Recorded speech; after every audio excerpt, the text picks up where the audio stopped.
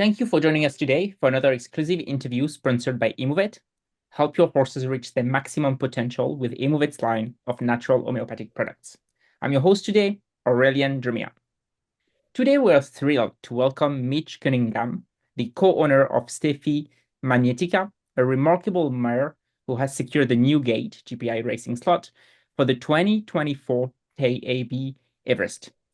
Stefi Magnetica's rise from a maiden winner to an Everest contender is nothing short of incredible, and we'll explore the journey leading up to this prestigious race. So join us today as we dive into the vision behind Ridgemont and Cunningham thoroughbreds, the excitement of the Everest, and what lies ahead for this world-class operation. Stay tuned for an inspiring conversation. So first of all, Mitch, great to have you here. Thanks for having me. Perfect. How does it feel to have Stefi Magnetica secure, the new gate GPI racing slot for the 2024 Tab Everest? Look, it's very exciting for us. Living in Australia, where we're all about sprint racing, and the Everest is the pinnacle of that. It's year after year, it's the highest rated or one of the highest rated sprint races in the world. So to have a runner in the race is really exciting for our business, and even more exciting is the fact that she's a live chance. So no, we're really excited. Awesome. Would you be able to walk us through the decision-making, process that led to partnering with the new gauge GPI racing slot for the Everest? Well, the way that slots work is that the slot holders are entitled to race any horse in their slot they see fit.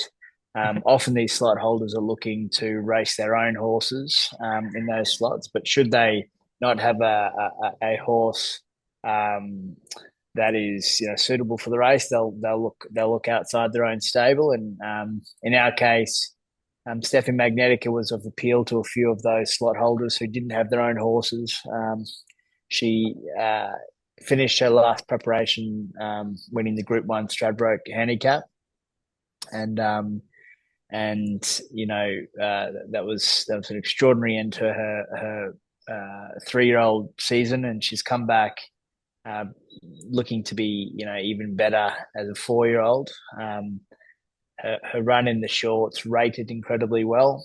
To the eye, it was obviously pretty. It was a strong finish, but the ratings are really important, and she rated incredibly highly. So we had interest from a number of slot holders. And when you're in the position where you've got a few slot holders who are interested, you then are able to sort of negotiate terms. So you're going, I guess, back and forth with a few different slot holders on those terms, and negotiating back and forth. Um, But a key thing with our decision in the end was we've got a really good relationship with Newgate, and Henry's a good friend of mine, and a great supporter of the farm. And we do a lot of business together, and so it was an easy decision in the end. It was an incredibly fair deal that Henry presented, and we took it with both hands. wow, excellent. I mean, her rise, from a Wellington maiden to, I guess, an Everest contender has been pretty remarkable. What do you think you could contribute or attribute, this rapid progression to? I look at it. A lot of it has to do with the training performance of Björn Baker. As you know, he's an extraordinary trainer based in Sydney. He's done a remarkable job with Stefi, and Stefi is, the product of that training regime that Björn puts all his horses through. She's the beneficiary of his expertise for sure. She's bred very well though, and she's bred by All Too Hard. She's by All Too Hard out of Midsummer Music, who, traditionally All Too Hards aren't going to get you that precocious 2-year-old type style horse, but he's known to get you a very high quality, high caliber horse. But they take time typically, which which makes a lot of sense given Stefi's rate of improvement as she's gotten older. Yeah, that throws back certainly to her sideline. Um, Her mother, her dam, Midsummer Music, didn't have her first start until she was 4 years old, and she won the Stradbroke too. So um, she's bred to get better as she gets older. Equally, a lot of Björn's horses get better as they get older. So I guess that was the recipe for her making the progress she has, preparation on preparation. For sure. So you mentioned the trainer, John Baker. How involved are you, with him into like Stefi's Magnetica's preparation, I guess, to the Everest or Oh even globally, generally speaking? yeah, we don't the racing arm to our business.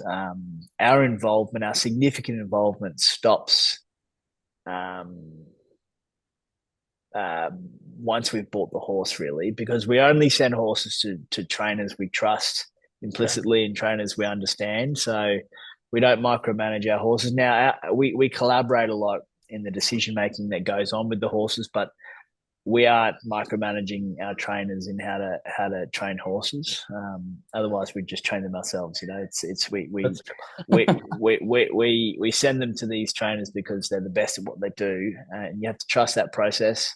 And I think if you meddle too much in that process, it can change the outcomes at times. So we're very much in consultation with Björn and all our trainers, but we lean on them to make the key decisions. I guess it's better to, I mean, in a way, when you choose the trainer, it's probably better to just give full trust into what they're doing and I mean, they probably know what they're doing. Well, that's it, and you know they're in the position they're in because they've made repeatedly um, daily decisions that have given them a competitive advantage against what is a pretty competitive game in training horses. So. Definitely. What are the plans for her, leading up to the Everest and after that? So at the moment, her next run will be the Everest. So she'll trial on Friday. I think it's Friday the 5th of October, Wow. and yeah, Björn will give her a few pieces of meaningful work beyond that leading into the Everest, but the Everest will be her next run. Um, from the Everest, we expect her to head to the Golden Eagle, which is the $10 million 1,400 meter race for 4-year-olds. So there's a lot of carrots for Stefi at the moment, and our focus is on certainly the Everest, and beyond that, the Golden Eagle. We haven't looked too much further than that. Fair enough. She has showed great form, in the shorts. What makes you confident of her chances, in the Everest based on that performance? Well, she showed the zip we wanted to see, having come back from a break. Sometimes these mares can just decide that it's not for them anymore and they can switch off. So you hold your breath a little bit when they come back from a break. But she showed she still has that want to be there, and in fact, that's probably accelerated a bit. Equally, I think given the Everest is such a high pressure race, oftentimes you find that good 1,400 meter horses are the horses that excel those high pressure 1,200 meter races, and she's a Group 1 winner over 1,400 meters. So, um, look, if you look back at her race record, she's probably not as flattered as she should be with some of her finishes in some of those sprinting races or those sort of 6 furlong races. But she's been really unlucky, and we knew she had that zip, and we knew she had that speed. And so to see her come so close in the shorts just vindicated that viewpoint. And but I think for sure the fact she's so good over 1,400 meters is going to lend itself to the Everest. Definitely, for sure. And as a co-owner, how do you manage, the excitement and I guess also the pressure that comes with having such a runner in Australia's, richest race? Yeah, look, I don't feel pressure with it. I feel excitement Okay. for sure. We're all really excitement. We're all really excited. Sorry. Um, look, it's these days are there to be enjoyed. There's nothing I can do about it on the day to change the outcome. Um, so I'll be there with my family and colleagues and friends, and we'll just be enjoying it. That's great. It's very much at the end of the day a reunion, like you mentioned, with friends, family, and just enjoying the moment and the That's it. Yeah, race. for sure. Excellent.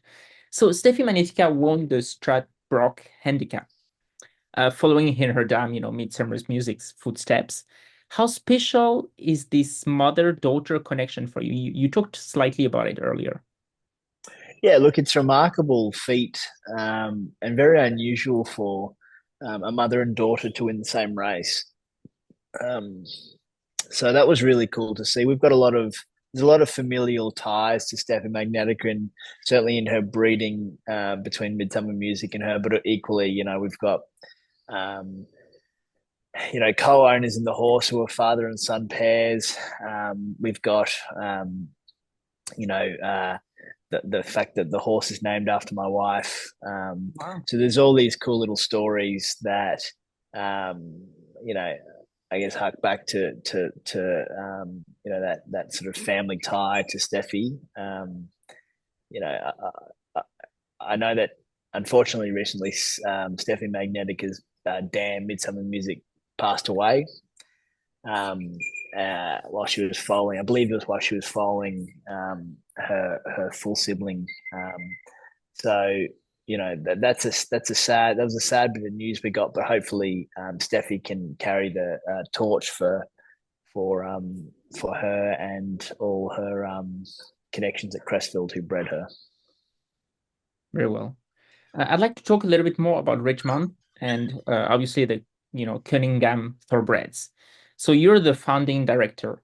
Can you share your vision for these enterprises?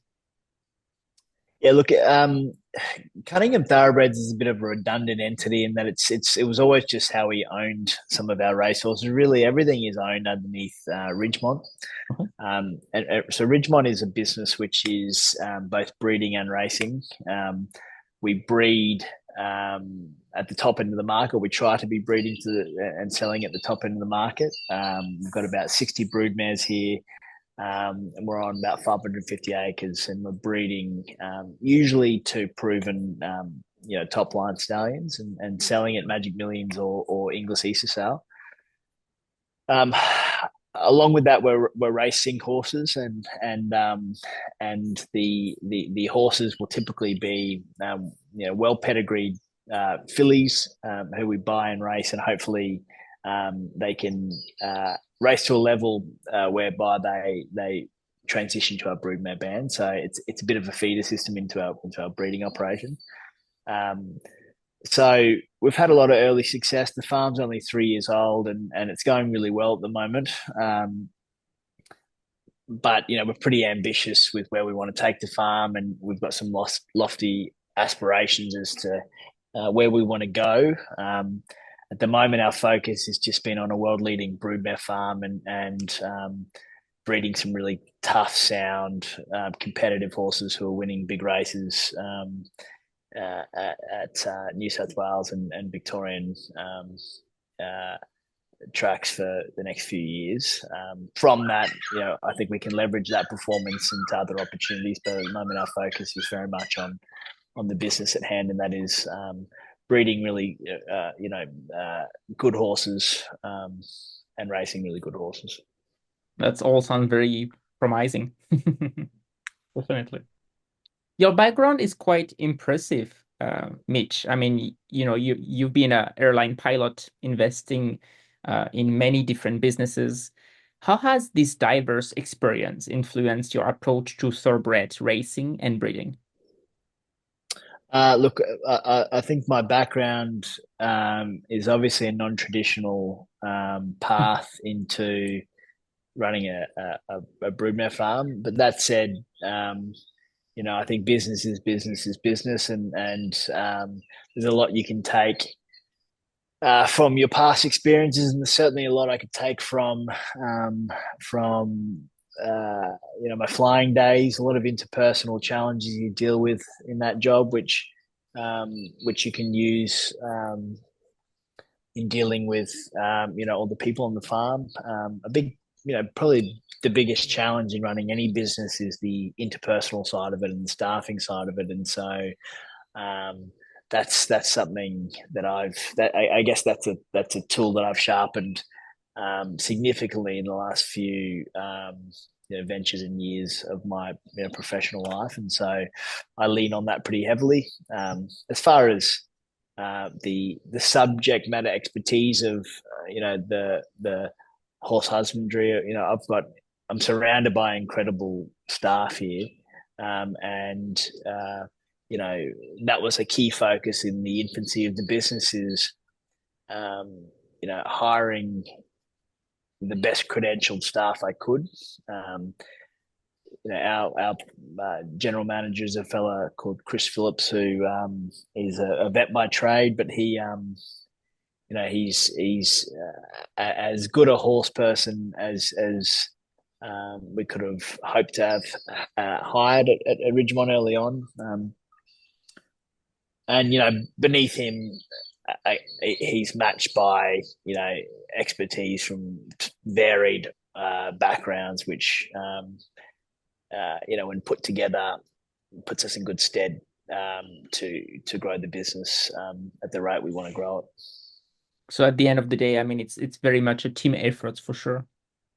Oh, for sure, for sure. We've got a great culture here at Ridgemont, and we focus on a learning environment, and no, we're very lucky to have the staff we have here. Excellent.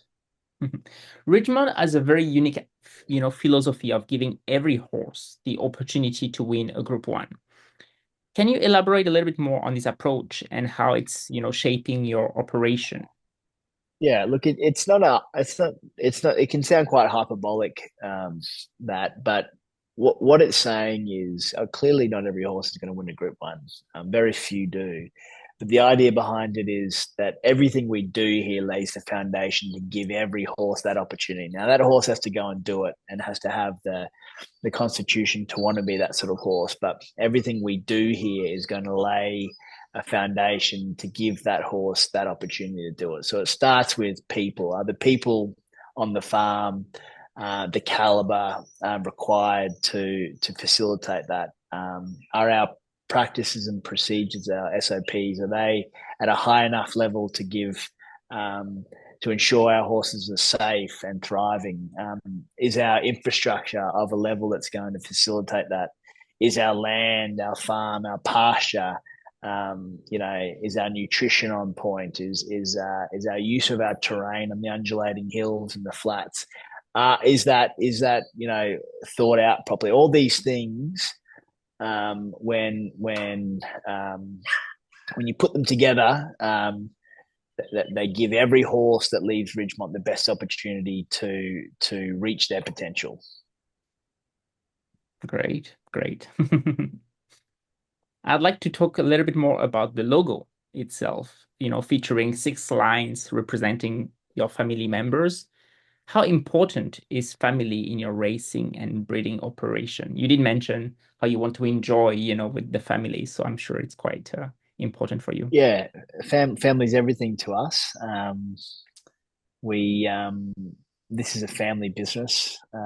My father and my brother are heavily involved, and this is something that we want to do together. The 6 lines on the logo represent each member of my family. It's my father, my mother, myself, my sister, my 2 brothers. We all have sort of we have varied backgrounds, but we all love racing, and racing is really important part of our family dynamic. And so, all my siblings have kids, and everyone's sort of, our family is growing, but in the end, each line represents each family, and those families are growing, but they can all sort of feel a part of the farm by by looking at logo and seeing it on the shoulder of all our horses is it just makes the broader family feel involved, which is great. Very good. You've mentioned Ridgemont, aiming to be a world-leading broadmare farm. How does Stefi Magnetica fit into, those plans once she'll be retiring? Yeah, well, Stefi Magnetica will come back here after she's finished racing, Mhm. and we'll be breeding from her. All we can really hope for now is she's really given us everything we could have dreamt of as a racehorse, and hopefully that continues. But that'll just be a bonus. But our real hope for her now is that her pathway to retirement is safe, and she retires sound and in good health. And we Sure. really look forward to her being back at Ridgemont, and we can nurture her and raise her, and hopefully sell and race a few of her progeny. Definitely. Ridgemont has seen a significant growth in yearling sales averages. What do you attribute this success to, and how does it, inform your future breeding plans? Look, a lot of the success, again, it comes back to it's a product of our view that we want all our horses to be given the opportunity to win a Group 1 coming off Ridgemont. So with that is going to come success in the sale ring, because you're going to be putting you're going to be bringing to sale better credentialed thoroughbreds who look better and are happier, have a better constitution, and the better you get at that, the better prepared these yearlings are going to look at a sale. So the success we've had on the track is in the sales ring is certainly a product of that. Excellent. And finally, Mitch, on to the last question. So looking ahead, do you have any plans to expand, into standing stallions at Ridgemont, or will you continue to focus on your current model of broadmare and racing operations? Look, that's who knows. I potentially will end up in stallions at some point, but our focus at the moment lies entirely on the product we are bringing to market at the moment, and that is our yearlings, and so our focus is on that. Um, you know, I am pretty ambitious for the farm, and certainly stallions are in our crosshairs in the future, but we won't be in a rush to be doing that. And at the moment we have some pretty significant investment in stallion equity at farms around the Hunter Valley, and so we still have involvement or exposure to that sort of market, really, but just at arm's length at the moment. Fair enough. Well, thank you very much for joining us today. I No hope you worries. Thanks for having me.